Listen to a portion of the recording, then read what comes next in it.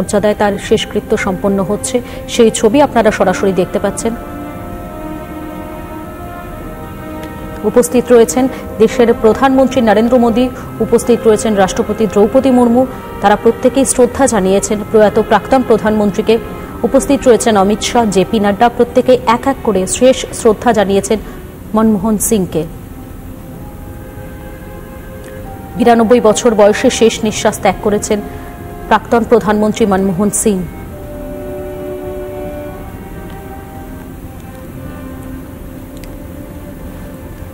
বৃহস্পতিবার রাতে দিল্লির এইমসে প্রয়াত হয়েছেন প্রাক্তন প্রধানমন্ত্রী মনমোহন সিং। 92 বছর বয়সে শেষ নিঃশ্বাস ত্যাগ করেছেন তিনি।